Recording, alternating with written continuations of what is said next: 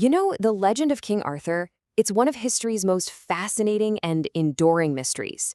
But what if the real Arthur wasn't a king named Arthur at all? What if he was a powerful figure, hiding under a different name, just waiting for history to find him? Well, let's open the file on this centuries-old cold case. The search for a historical Arthur has pointed to a lot of different people over the years. But today, we're going to focus our investigation on one man in particular, a powerful Welsh prince who might just be the real person behind the myth. So, our prime suspect? He first showed up on the historical radar way back in the 18th century. His name is Athrwys of Gwent, and honestly, his story has all the makings of a potential match for the legendary king. Now, Athrwys wasn't just some minor lord. He was a major player in his time. As the son of King Murig and the grandson of the famous King Twydrig, he was right at the top of a powerful dynasty that controlled a huge chunk of Britain. Just look at this map. Athrwys was the heir to a massive kingdom. It covered all of southeast Wales and even stretched into parts of what is now England. And here's the kicker. This territory is smack in the middle of what we consider traditional Arthurian country. So the early scholars back in the 1700s, they built a pretty compelling case. First off, the geography. Arthur's legendary port at Caerleon upon Usk, yeah, that was right in Athrwys's territory. Second, the name. Athrwys was seen as a really plausible Welsh version of the Latin Arthurus. And finally, you have the family connection. Some even saw parallels between his dad, Murig, and Arthur's legendary father, Uther Pendragon. For a while, Athrwys was a really popular candidate. But then, poof, the case went completely cold. In the early 20th century, new analysis uncovered what looked like an airtight alibi, one that seemed to make it impossible for Athrwys to be Arthur. And this timeline, well, it shows the problem perfectly. The traditional age of Arthur is usually placed around 500 AD, but a key entry in an Old Welsh chronicle notes the death of a man named Fernfael in the year 775.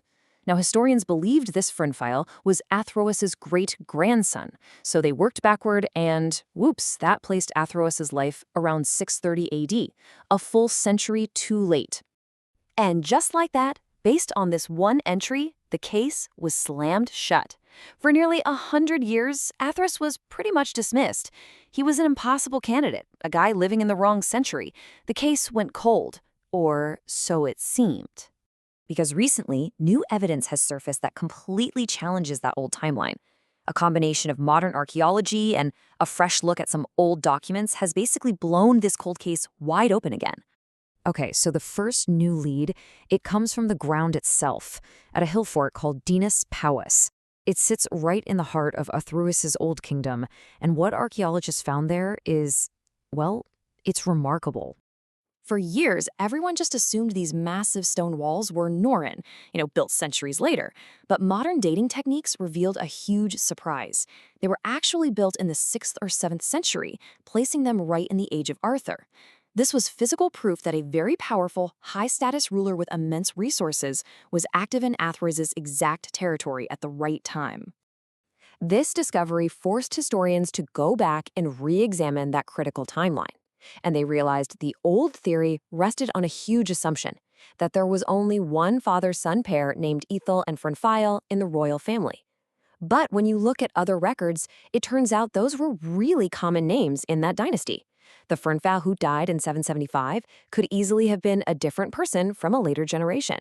Suddenly, that airtight alibi, it wasn't so airtight anymore. So with the old timeline in doubt, other ancient texts started to make a whole lot more sense. The Book of Llandaff, which is a collection of church records, it clearly shows Athrwys interacting with bishops who were active in the 6th century. And another text, the Life of St. Cadec, places his grandfather, Twydrig, firmly in the early 6th century. All the pieces were starting to point to a much, much earlier timeline. So, with the alibi totally shattered, it's time to re-examine the entire case file on Athrwys of Gwent. Let's weigh all the evidence we have now. First up, what about the name itself? For a long time, scholars thought Athrwys was linguistically totally unrelated to Arthur. But it turns out that was all based on a simple misreading of an old document. We now know his name shows up in other records as Arthwys, which is a very, very plausible Welsh version of the Latin Arthurus. So the name is a much stronger match than anyone previously thought. Okay, so let's look at the final tally. The case for Athrwys is really compelling. He has the right name, he's in the right place, and now he's in the right time, with hard archaeological evidence of a powerful kingdom to back it all up. But, and this is a big but, there is one crucial piece of the legend missing. We have no clear records of Athrwys being a great warrior, winning huge battles against the Saxons. And that, of course, is Arthur's #1 claim to fame. And that's where we're left. All this evidence makes Athrwys of Gwent maybe the strongest candidate we have for the historical Arthur. But without proof of those legendary battles, the file can't be fully closed. It just reminds us that the search for the real King Arthur, well, it's a cold case that continues to this day.